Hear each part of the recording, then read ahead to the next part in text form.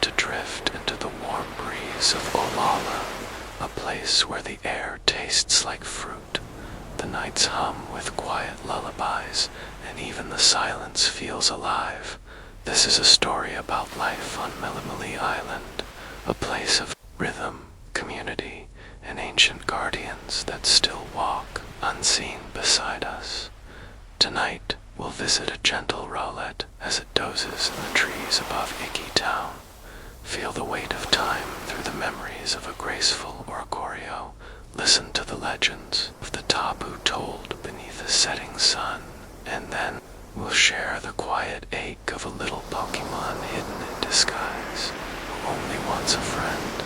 If you're a fan of Pokémon, or if our stories help you rest easier at night, feel free to like and subscribe. It means the world to us, and we'd love to have you back here. For now, let the rhythm of Melemele lull you to sleep. Inhale the ocean breeze, exhale the day. Let's begin. The sky above Melemele Island stretches soft and blue, like a faded sheet warmed by the sun. The clouds drift lazily slow, puffy shapes that barely move unless the sea wind stirs them. Below, the rhythm of life hums like a lullaby waves, brushing the shore, wind slipping through the tall palms, and distant laughter echoing from Iki Town. And here, high in the branches of a koa tree, nestled in a cradle of shade and leaves you sleep, you are a Rowlet, round and still, tucked gently into yourself like a fallen seed. The wind rocks your branch gently, just enough to soothe, not stir. Your feathers are warm under the sun, and the world feels quiet and soft. Your eyes open just slightly. You blink once, then again. Below, the heart of Iki Town moves at its own sleepy rhythm. Children play on the worn cobblestones, chalk drawings brightening the stone paths. A pair of lilliput chase each other near the market, kicking up dust. Somewhere behind a small house, a washing line sways gently with colorful cloth, and a sleepy Meowth lounges atop it, paws tucked beneath its chest. UNMOVING. You stretch your wings, not to fly, just to feel the weight of the air. The sunlight dapples your chest, warm and golden. You blink again. From here, life is a quiet song.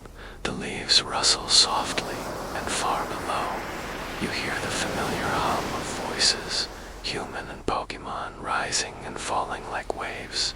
Asterisk down in the center of town, the island kahuna walks slowly past the stone shrine. His hair is white and tied back, his gait steady but worn with time. Two young trainers walk beside him, clutching Pokeballs, eyes wide with excitement and nerves.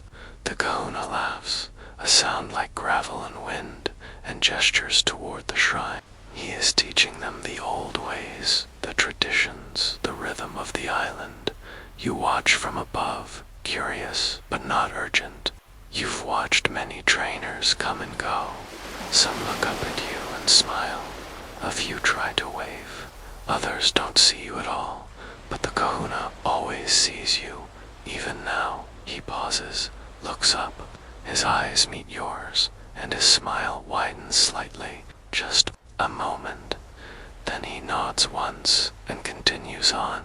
You tuck your head back beneath your wing, listening to the festival drums from beyond the ridge, just faint now, muffled by the trees. It must be almost sunset. Asterisk, the day flows on. Time does not matter here. The air is always warm, always shifting. Later, you flutter down from your perch to the edge of the wellspring, where stone meets moss and the water sings to itself. You drink slowly, then sit for a while, blinking into the reflection of the sky. A young girl passes by with her grandmother. She points at you and gasps, "Look, Grandma, a Rowlet." Her grandmother chuckles. "Yes, dear, they've nested here since before I was born." that one might be the same Rowlet I saw when I was your age. You ruffle your feathers, flattered. It's not true, not exactly, but it is a comforting thought. In the distance, you hear the sharp, high call of a picky-pick, a warning maybe. You turn your head slowly. A passing young goose scurries through the grass and disappears into the brush. You return to your perch, now shaded in late-day gold. Shadows stretch long. The warmth lingers in your feathers, but the cool promise of night tickles the edges of your wings. Asterisk night falls softly on Melemele. The fire lanterns flicker to life in Iki Town, their light trembling like tiny stars in glass jars. The people eat together, seated on low mats in the open air. Plates pass from hand to hand. The smell of grilled berries and warm taro drifts up to you. You breathe it in, head tilting slightly with pleasure. Children run with lit sparklers, trailing light. Music begins, drums and ukulele gentle, steady. You do not dance, you listen. You remember this song. It is older than you, older than even the oldest kahuna. The song calls out to the sky, to the stars, to the unseen. And then, just as the firelight dims slightly, a shimmer moves through the air above the shrine. You see it, a streak of electric yellow, quick as a blink. No sound, no thunder, just a flash. Tap. You hold your breath, feathers still. You watch. The guardian doesn't land. It never does. It darts through the air above the town like a streak of lighting made of feathers and storm. It watches, it listens, and then it vanishes into the trees. No one else notices except you, and maybe the kahuna who, from his seat, lifts his head just slightly and nods. Asterisk. The music quiets. The lanterns go out, one by one. The night hushes. You return to your branch, settling once more. The stars blink above you, gentle and white. A breeze brushes through your feathers. The tree creaks softly beneath you. Not a warning, just a sigh. You close your eyes. The island breathes with you. Sleep returns, and you dream of wind and feathers and lightning that watches from the sky. Asterisk. In another corner of Melemele, beneath the same stars, an old Oricorio hums a quiet dance alone in the dark, remembering the partners it has served, the generations it has known, the dances it once performed for the island's spirit, and the stories it still carries in its feathers.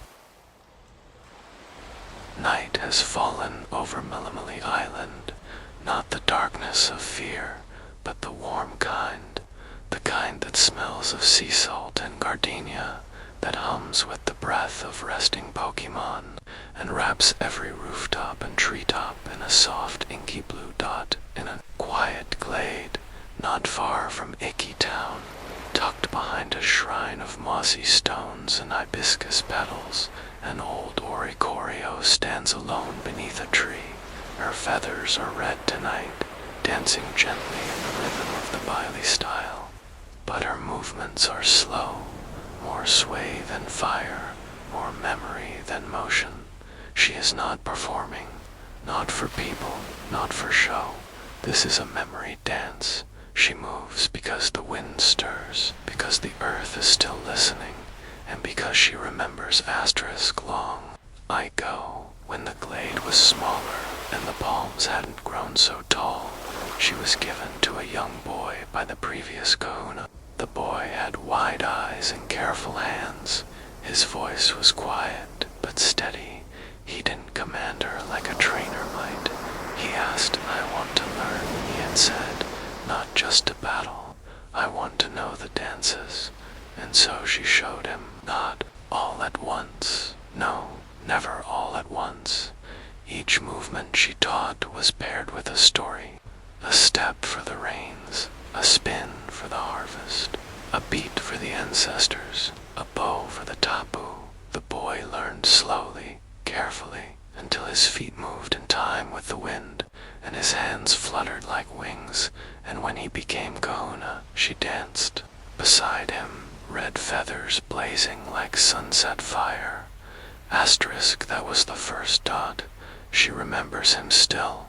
The way he spoke to the guardians at the altar with a bowed head, never once raising his voice. The way he greeted every Pokémon with the same respect, whether wild or companion. The way he smelled of tamarind and wood smoke and sea. Asterisk, he passed. One autumn evening, quietly, without ceremony, as is the way of Melemele. She had perched by his window that night unmoving. The wind had not stirred. Asterisk, the second came many seasons later, a young woman fierce and bright-eyed, with hair like night waves and a laugh that echoed through the glade. She danced not to learn, but because it lived in her already. You'll have to keep up, she joked the first time they trained together, spinning fast and low across the earth. Oricorio had tilted her head, bemused, but she did keep up together. They turned every festival into firelight and thunder. They would practice in the rain, soaked feathers and soaked feet, laughter rising even as clouds cracked above them. But the woman grew older, as all do, and when her hair turned silver and her knees bent slower than before, she still danced, not for the crowd, but for her granddaughter, who watched with eyes wide as moons. And Oricorio danced beside her, slower now, but with the same flame. Asterisk, the third. The third is now a boy again, though taller than the first, younger than the second. He is still learning, but the island has accepted him and Oricorio. She is older to dot her wings ache some mornings. Her dances take more energy. She sleeps more often, dreams deeper, but she is still here, because the rhythm of the island has not stopped, and neither has she. Asterisk, tonight, as the festival drums echo faintly from Iki Town, she sways alone beneath the tree.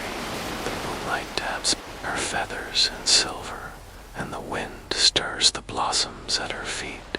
She hums a forgotten melody, not one sung by humans, not one taught in school. It's a memory passed down feather by feather from the first Oricorio to the last A. Song for the tapu, a song for the land. Asterisk nearby, asterisk nearby. A young Rockruff tilts its head, watching her. It doesn't bark, doesn't move, just watches. A little girl, perhaps 6 years old, peeks out from behind her mother, holding a half-eaten melon. Her eyes widen at the sight. She's dancing, the girl whispers. Why is she dancing alone? Her mother kneels beside her, brushing her hair softly. She's never alone, the woman says. She's dancing with memory, with time. The girl doesn't understand, not yet, but she watches, and in that quiet moment, Oricorio feels it. A new generation watching, a new story ready to begin. She lifts her wings higher now, letting the red shift to yellow, the pom-pom style. The glade hums faintly. The grass seems to sparkle in the dark. She dances for joy, for continuity, for everything that has been past and everything still to come. And above, in the silent arc of stars, the shape of Tapu Koko drifts briefly across the sky, just a flicker of gold and shadow. Oricorio sees it and bows deeply to the sky. Asterisk later, she will rest, nestled in the roots of the same tree where she first met her partner, and she will dream not of the past, not of loss, but of the girl with the malasada, of the way she looked, of the way she watched, and in her dream that girl will grow. She will dance to someday Dot and Oricorio. Oricorio will be there, even if just in the rhythm, even if just in the wind. And across the island, As stars deepen and the tide rolls in, an elder settles onto driftwood near the shore. Children gather around him, wrapped in thin blankets, toes buried in the sand. He begins to speak softly of the four guardians who shaped the island's dot and the stories of Tapu Lele, Tapu Bulu, Tapu Fini, and the lightning bird they call Tapu Koko begin to rise like mist from the ocean. The moon is high now. It glows like a silver fruit suspended in the Alolan sky, soft, ripened by starlight. The sea is calm, its waves brushing the shore in long, slow exhales dot, and on the beach, just beyond the edge of the tide, sits an old man. His back is straight, legs crossed, feet bare and buried in cool sand. His eyes reflect the flickering glow of a small, crackling lantern. Its flame is low and steady dot around him. Children gather like driftwood washed ashore, some with blankets wrapped around shoulders, others with their chins resting on their knees, quiet and still. They've heard his stories before, but never in the same way, because stories, real stories, shift and shimmer with each telling like waves, like dreams. The elder smiles, his voice a hush against the breeze. Asterisk, long before there were kahunas, long before trainers or trials or pokeballs, the islands had guardians. The wind stirs gently, lifting grains of sand and whispering through the branches above. They were not gods, not quite, and not monsters either. They were something in between, ancient, alive, and deeply tied to the land beneath their feet. He leans forward slightly, lantern light dancing in his eyes. There are four, as you know, one for each of the great islands, each different, each sacred. Asterisk, he begins with Tapu Lele. She is the softest and the strangest, the child of the jungle. Tapu Lele's where petals fall and mist curls beneath fern leaves. Her scales drift like ash in the breeze, pink and glimmering, and where they land, wounds close, pain fades, and life begins again. A small girl raises her hand, eyes wide like a fairy. The old man chuckles. Not quite. She heals, yes, but not out of kindness. Tapu Lele does not understand pain, not the way we do. She gives and takes in equal measure. To her, balance is everything. He leans back, gazing at the stars. Many years ago, a young trainer wandered into the Akala jungle, lost and bleeding. He collapsed beneath a broad-leafed tree and called out to anything that would listen. Tapu Lele came. She floated down on wings of silence and scattered her healing dust over him. He awoke, whole again, but unable to walk. The children gasped softly. She had healed his wounds, but taken his sense of direction. He wandered for days more, in circles, in dream. When he emerged again, the jungle had changed, and so had he. The elder pauses. His voice lowers. Tapu Lele teaches us that healing always comes with a cost. Asterisk, next comes Tapu Bulu. The elder's voice deepens like distant drums. He is the horned one, the planter of forests, the living soil. He draws a shape in the sand, wide and blocky, with curled horns like twin crescents. Tapu Bulu does not speak. He does not warn, but where he steps, plants grow. Thorns twist up from stone, trees root in rock, grass climbs walls. He is the silent grower. He looks to a boy in the crowd. Do you know Ula Island? The boy nods. It was once barren, long ago. Stone and ash, all the way down. Another child interrupts, incredulous. But there's so many trees now. The elder nods solemnly. Yes, because Tapu Bulu walked it once during a great famine. His hooves struck stone, and roots broke through. He stayed only one night, but by morning the island had changed forever. A hush falls, even the waves seem to pause. Asterisk then, the elder speaks of Tapu Fini. His voice softens, airy and cool. She is the veil between worlds, the one who walks the edge of breath. The fire crackles, the ocean murmurs. Tapu Fini lives in the waters of Pony Island. Her shell is carved like a sword's edge, and the mist that flows from her is said to blur the line between life and death. A shiver ripples through the children. She is not cruel, no, but she is quiet, and she hears the cries of the grieving. He closes his eyes, remembering once an old fisherman rowed too far out to sea. His daughter had drowned the week before, and his heart was heavy with sorrow. He called to Tapu Fini, not with his voice, but with his pain, and the mist came.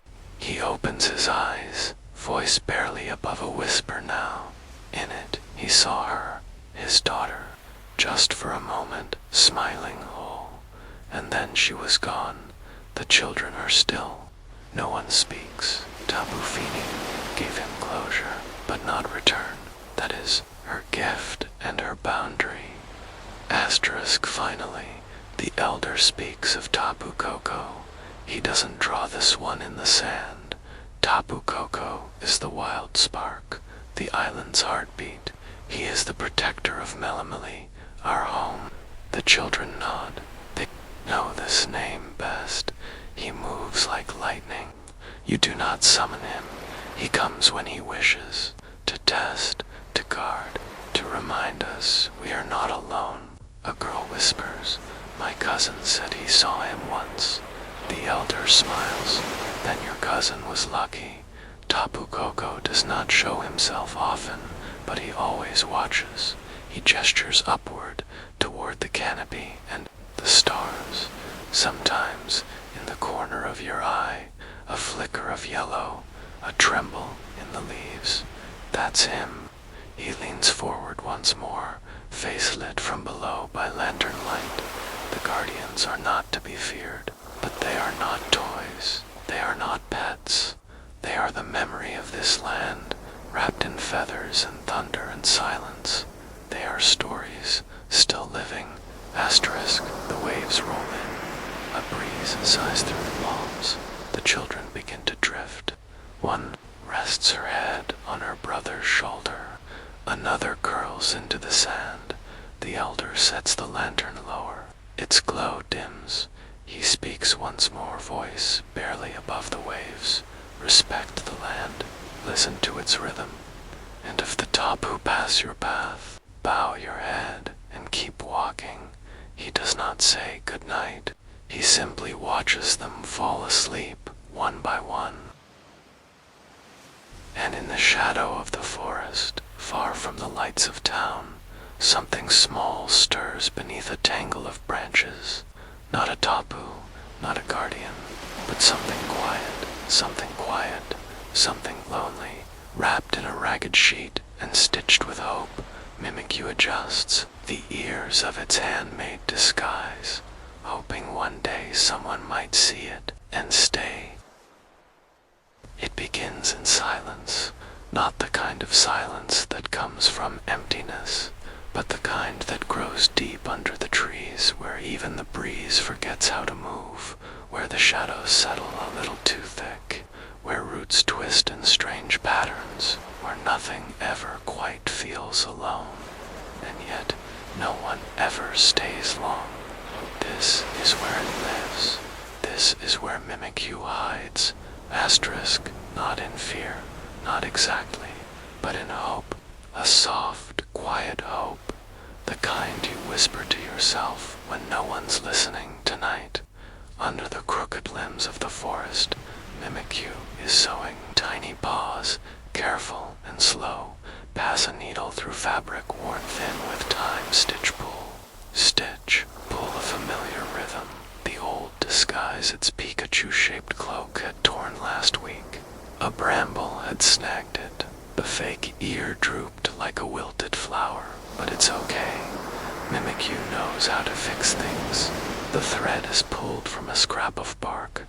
The needle is a sharpened thorn.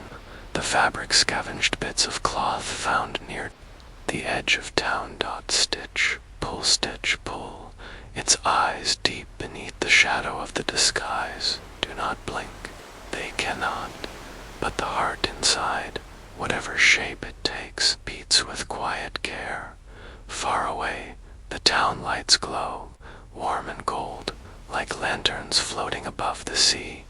Mimikyu has never been there, not truly it watches. Sometimes from the edge of the woods, sees children laugh, sees trainers play with their partners, sees Pokémon chase fireflies beneath paper lamps. It mimics the sounds, the movements, practices waving, practicing laughing, practicing how to be, but no one ever waves back. Once a small child wandered too close. Mimikyu had stepped forward, slowly, arms raised, not to scare, just it only stood there for a long time, then curled beneath a log, wrapped its cloak tight, and stayed very, very still. But tonight feels different. There's a softness in the air. The moon hangs low and round like a lullaby. The forest is quiet but not cruel. Finished with its sewing, Mimikyu lifts the disguise and places it gently over itself. It fits snugly. The ears stand tall again, crooked but proud. It shuffles slowly to the clearing near the river, its favorite place. This is where it practices, where it pretends. It begins with a wave. Hi, the voice is tiny, scratchy, imitated from overheard greetings. Then it hops once, twice, pretending to chase something happy, pretending to be seen. Mimikyu spins in a circle, like it's dancing with someone, anyone. Its little body bumps a leaf and sends it drifting into the stream. Best friends forever. It says the phrase carefully, like a magic spell. No one answers. It sits by the water, reflections ripple.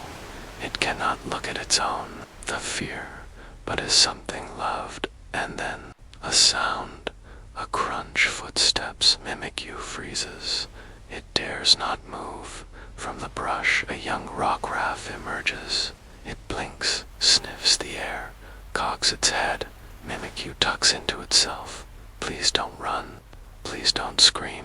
The rock-raff steps closer, growls, not in warning, but curiosity.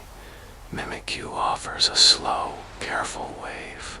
Hi, the rock-raff doesn't flee. Instead, it circles once, then again, then sits tail swaying lightly.